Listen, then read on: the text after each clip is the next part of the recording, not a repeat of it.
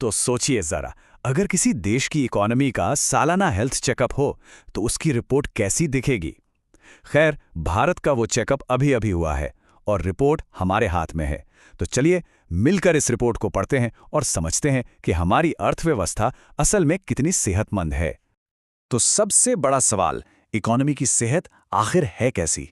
क्या ये एक मैराथन रनर की तरह दौड़ने के लिए एकदम तैयार है, या फिर कुछ ऐसी अंदरूनी दिक्कतें हैं जिन पर फौरन ध्यान देने की जरूरत है?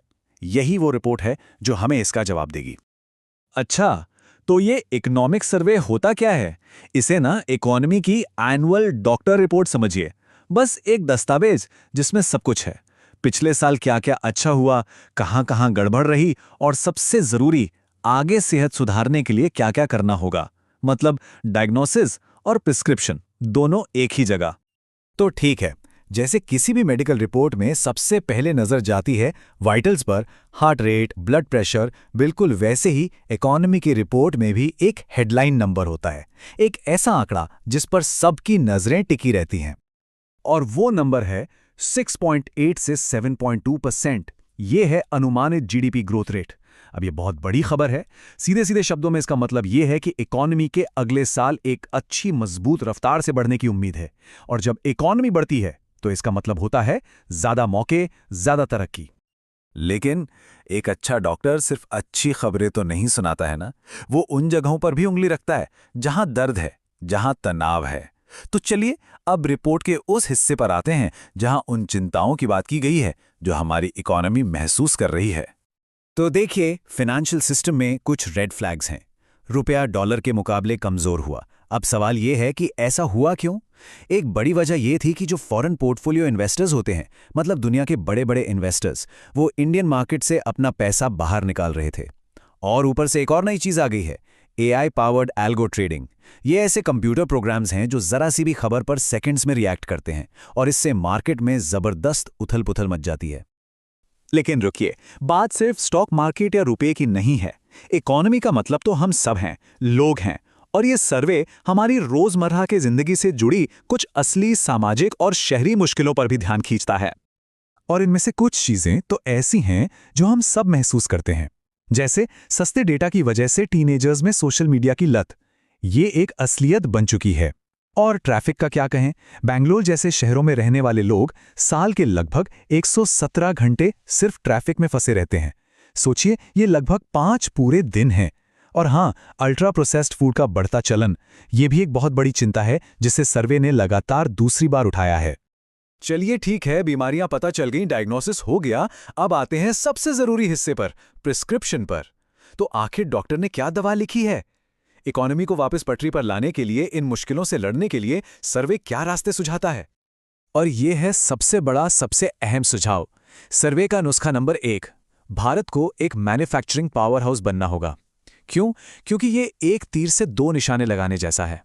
ये ना सिर्फ रुपए को मजबूती देगा, बल्कि इससे भी ज्यादा जरूरी, ये लाखों करोड़ों जॉब्स पैदा करेगा। ये पूरा प्रोसेस ना एक चेन रिएक्शन की तरह है। सब कुछ शुरू होता है मैन्युफैक्चरिंग को बूस्ट देने से। जब मैन्युफैक्चरिंग बढ़ेगी तो एक्सपोर्ट्स बढ़ेंगे। ज्यादा एक्सपोर्ट्स का मतलब है देश में ज्यादा डॉलर्स का आना। इससे रुपया मजबूत होता है और सबसे जरूरी, प्राइवेट सेक्टर को पैसा मिलता है नई फैक्ट्रियां लगाने के लिए, नई जॉब्स बनाने के लिए। देखिए सब कुछ कैसे जुड़ा हुआ है। लेकिन यहां एक ट्विस्ट है। यह सिर्फ पॉलिसी बदलने की बात नहीं है। सर्वे कहता है कि इसके लिए सरकार को अपनी पूरी सोच, अपना माइंडसेट बदलना होगा। और इंस्पिरेशन के लिए वो एक ऐसी जगह की तरफ इशारा करता है जिसके बारे में शायद किसी ने सोचा भी ना हो, साउथ कोरिया। ये एक बहुत ही पावरफुल आइडिया है।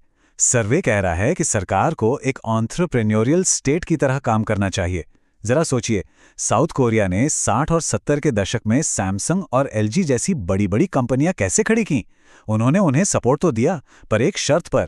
सब्सिडी को सीधे परफॉर्मेंस से जोड़ दिया गया। कितना एक्सपोर्ट कर रहे हो, कितनी जॉब्स बना रहे हो। ये वैसा ही है जैसे किसी को खाली चेक देने के बजाय नतीजों पर पैसा लगाना। और परफॉर्मेंस पे फोकस करने का ये आइडिया सिर्फ इंडस्ट्री तक ही नहीं है, ये सोशल स्पेंडिंग पे भी लागू होता है। सर्वे बिना शर्त कैश देने की, जिसे आम भाषा में फ्रीबीज या रेवड़ियां कह दिया जाता है, उसकी आलोचना करता है। इसकी जगह वो ब्राजील के मॉडल को देखने को कहता है। वहां क्या होता है, परिवारों को पैसे मिलते हैं, लेकिन तभी जब वो कुछ शर्तें पूरी करें, जैसे कि बच्चे स्कूल जा रहे हैं, उन्हें टीके लग रहे हैं। ये सिर्फ हक देना नहीं, बल्कि सशक्त बनाना है। सर्वे में कुछ बहुत ही प्रैक्टिकल जमीनी लेवल के सुझाव भी हैं। सोचकर देखिए, अगर कंस्ट्रक्शन से जुड़े नियम कानून आसान हो जाएं, तो घर सस्ते हो सकते हैं। या फिर फास्ट फूड पर स्टार रेटिंग वाले लेबल्स लगें, ताकि हमें पता हो कि हम क्या खा रहे हैं। ये वो छोटे छोटे बदलाव हैं जो हमारी रोज की जिंदगी पर बहुत बड़ा असर डाल सकते हैं। तो डायग्नोसिस हो गया, प्रिस्क्रिप्शन भी मिल गया। कागज पर तो ये प्लान बहुत जबरदस्त लग रहा है, लेकिन जैसा कि हम सब जानते हैं, असली खेल तो अब शुरू होता है। और यही बात हमें सबसे बड़े सवाल पर ले आती है। तो निचोड़ क्या है? सर्वे का मैसेज एकदम साफ है, मैन्युफैक्चरिंग पर फोकस करो और एक एंटरप्रेन्योर सरकार का मॉडल अपनाओ जो सिर्फ काम करने वालों को, परफॉर्मेंस को इनाम दे। भारत के लिए यही रास्ता सुझाया गया है। लेकिन आखिर में बस एक ही सच है, दुनिया का सबसे अच्छा हेल्थ प्लान भी किसी काम का नहीं अगर मरीज डॉक्टर की सलाह ही ना माने। तो नुस्खा लिखा जा चुका है, रास्ता सामने है, पर असली चुनौती सलाह में नहीं, असली चुनौती है उसे लागू करने में, उस पर अमल करने में। सवाल यह है कि क्या भारत इस पर अमल करेगा? और ये $1 मिलियन नहीं, बल्कि $1 ट्रिलियन का सवाल है, जिस पर हम सबकी आर्थिक सेहत टिकी हुई है।